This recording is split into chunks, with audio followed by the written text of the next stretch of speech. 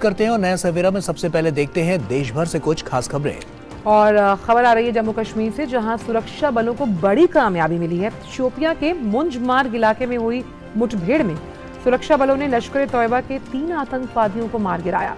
आतंकवादियों में से 2 की पहचान हुई है, जिसमें से एक की पहचान शोपियां के लतीफ लोन के रूप में हुई, जो कश्मीरी पंडित पूरन कृष्ण भट्ट की हत्या में शामिल था। वहीं दूसरा आतंकी जो है, उसकी पहचान अनंतनाग के उमर नजीर के रूप में हुई है, जो कि नेपाल के तिल बहादुर थापा की हत्या में शामिल था। आतंकियों के पास से एक AK-47 राइफल और 2 पिस्तौल बरामद हुई हैं।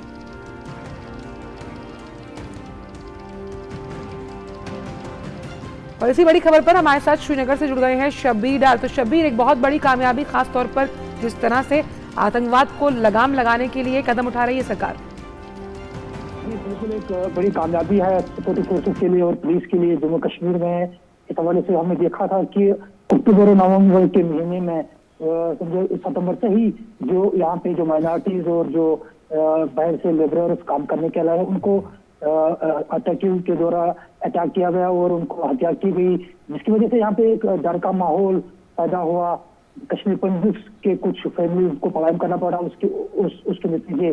तो पुलिस और सिक्योरिटी फोर्सेस की एक बड़ी कामयाबी है कि उन्होंने जो इस आतंकी जो नेटवर्क है उसको लगाम लगाने के लिए जो कोशिशें तब से जारी थी वो रंग लाई है। आज जो है शोपियान में जो बड़े 2 आतंकी को देर चिराया है, जिसमें लतीफ लोन जिन्होंने पुरान किशन भट्ट को जो अपने बगीचे में जा रहे थे उनको पीछे से आके अटैक किया था और वो वहीं पे शहीद हो गए थे पुराना किशन भट्ट जी।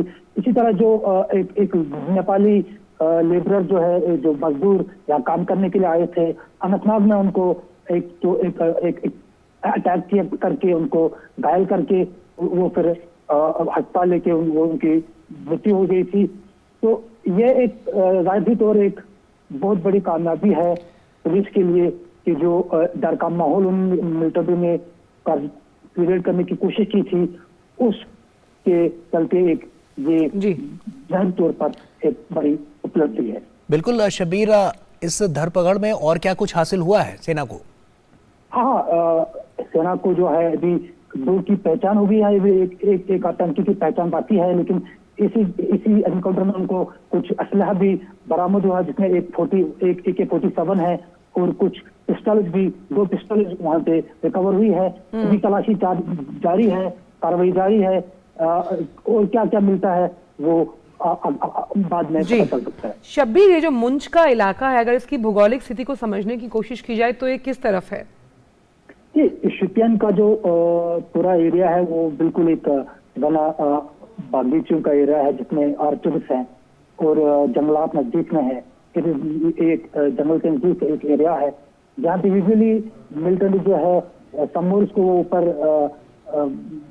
पहाड़ियों पे होते हैं और विंटर को आते ही वो नीचे आना शुरू करते हैं। अभी हाल ही में हमने देखा था कि जो DGP जेएन के पुलिस के, उन्होंने कहा था कि और आर्मी ने भी ये बार बार कहा कि अभी जो सर्दियों का मौसम है तो जो ऊपर पहाड़ियों पे छुपे रहते हैं वो इस मौसम में नीचे उनका आना शुरू हो जाते हैं। तो ये जो मुंज एरिया है ये बिल्कुल पहाड़ियों के नजदीक है, एक प्लेन एरिया है पहाड़ियों के बीच में। तो जाहिर तौर पर लगता है कि जो मिलिटेंट से अभी तक ऊपर छुपे थे वो नीचे आए हैं और सुरक्षा बलों को, पुलिस को ये खबर मिली है कि उनका ये जो वहाँ पे छुपे हैं और इसी चलते उनका जो एनकाउंटर हुआ है और उनको आज चलिए हम उम्मीद करते हैं कि जल्दी जो तीसरा आतंकवादी है उसकी भी पहचान हो जाएगी। बहुत बहुत शुक्रिया शब्बीर, इन तमाम जानकारियों को हमसे साझा करने के लिए। जिस तरह से हमने देखा था गौरव की DGP कश्मीर ने अभी हाल ही में कहा था कि अगर आतंक के रास्ते पर आप चलेंगे तो आपको बख्शा नहीं जाएगा, और यही बात लगातार कल हमने देखा केंद्रीय मंत्री अनुराग सिंह ठाकुर ने भी कही